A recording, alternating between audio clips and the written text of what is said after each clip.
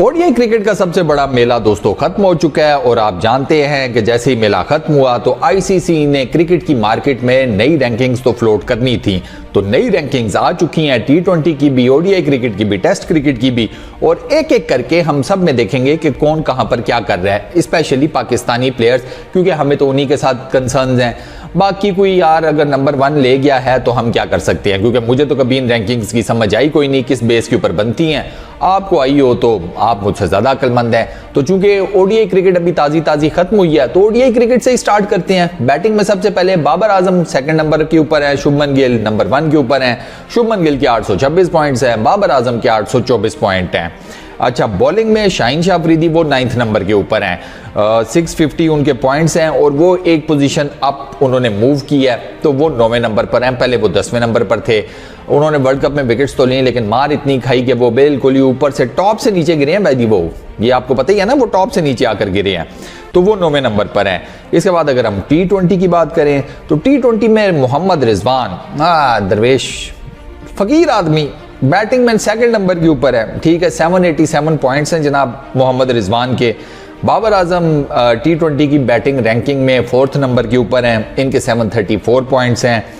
Allrounder में शादाब खान वो 10वें नंबर के ऊपर हैं 173 पॉइंट्स के साथ। बॉलिंग में टॉप 10 में टी20 में हमारा कोई बॉलर नहीं है, कोई भी नहीं है, ठीक है। हालांकि मुझे तो हमेशा से लगता है कि पूरी की पूरी हमारी बॉलिंग लॉट जो है सारी A to Z T20 bowlers हैं, ठीक है, 4 ओवर्स वाले, लेकिन बॉलिंग में इस टाइम तो कोई भी नहीं है। चलो आगे हमने काफ़ी टी20 खेलने हैं तो मे भी कोई आ जाए अच्छी परफॉर्मेंस दे के। फिर उसके बाद अगर टेस्ट में आए तो भाई साहब टेस्ट में ना बाबर आजम बैटिंग में 4th नंबर के ऊपर हैं, 829 पॉइंट्स हैं इनके, 2 पोजीशन ऊपर गए हैं बाबर आजम। टेस्ट वैसे खेला कौन सा था हमने? अच्छा, वही समझ नहीं आती वैसे इन रैंकिंग्स की। खैर चलो, तो बॉलिंग में जनाब शाहीन शाह अफरीदी वो 6ठी पोजीशन के ऊपर हैं, वो 3 दर्जे ऊपर गए हैं। ये एक और अजीब सी फिलॉसफी है कि हमने टेस्ट मैच तो कोई खेला कोई नहीं, लेकिन बाबर आजम और शाहीन शाह अफरीदी दोनों के जो पोजीशंस हैं वो चेंज हुई हैं और वो ऊपर गए हैं। तो खैर अब ये आपके सामने पोजीशंस हैं आईसीसी रैंकिंग्स में और ये अभी चेंज होंगी, क्योंकि और टी20 की तो खास तौर पर चेंज होंगी, क्योंकि हम भी अब आगे, हमने तो खैर चलो 3 टेस्ट खेलने हैं, उसके बाद हमारे लंबी लाइन लगी हुई है टी20s की। इंडिया भी अब टी20s खेलेगा, ऑस्ट्रेलिया ने भी टी20s खेलने हैं, तो देयर इज अ लॉट, मतलब ये इस रैंकिंग में ना खास तौर पर टी20 में इसमें काफ़ी मतलब मुझे लगता है उछाड़ बिछाड़ होगी, काफ़ी ऊपर नीचे होगा, क्योंकि टी20s अब वो ज़्यादा खेले जाते हैं। ओडीआई क्रिकेट आपको पता है वो तो बस अब फिलहाल ज़रा सेटल्ड हुई भी है, लोग कम से कम खेलते हैं और ज़्यादा देखी भी कोई नहीं कोई खास जाती। अब ये जो हमारे प्लेयर्स हैं, अब ये डिपेंड करता है भाई साहब ये टेस्ट में कैसा करते हैं, क्योंकि ये रैंकिंग्स की तो मैंने आपको बताया समझ नहीं आती भैया, ऑन द डे आप खेल कैसा रहे हैं वो मैटर करता है ना। तो हमने 3 टेस्ट खेलने हैं अभी ऑस्ट्रेलिया के साथ जाकर, वो भी ऑस्ट्रेलिया के अंदर, फिर उसके बाद न्यूजीलैंड की टी20 सीरीज, फिर O20 सीरीज, फिर उसके बाद वर्ल्ड टी20 है। तो हमारे तो इन 2 में ना मुझे मोटा मोटा नजर आ रहा है कि चेंजेस आएंगी। रैंकिंग्स की बात कर रहा हूँ, परफॉर्मेंसेस की बात कर रहा हूँ। जहां तक ओडीआई क्रिकेट की बात रह गई, वो अब हमने अल्हम्दुलिल्लाह जाकर खेलनी है नवंबर 2024 में, नवंबर 2024 में, यानी कि 1 साल बाद। तो अगर उसमें हमने कुछ करना है तो वो 1 साल बाद ही अब कुछ हो सकता है, उससे पहले हमारा तो कोई सीन नहीं है, क्योंकि हमने खेलनी नहीं है ना, खुद से तो नहीं ना कॉपी पेंसिल लेके या रबर लेके इसको मिटा दो जी, इसकी जगह अपना नाम लिख दिया रैंकिंग में। तो बस फिलहाल तो ये सीन है। बाकी जो आईसीसी की ये रैंकिंग्स हैं ये आपको पता है चेंज होती रहती हैं, और ये अभी कुछ सीरीज़ वगैरह होंगी, कुछ क्रिकेट की मज़ीद डेवलपमेंट्स होंगी, मज़ीद गेम्स खेली जाएंगी, तो ये और नहीं आ जाएंगी। 2 की एक बात आपको बताऊं, जितने बड़े बड़े प्लेयर्स हैं ना, ये आईसीसी की रैंकिंग्स की सुन लो, वो इसको नहीं मानते। ये एक बड़ी अजीबोगरीब किस्म की फ़िलासफ़ी है।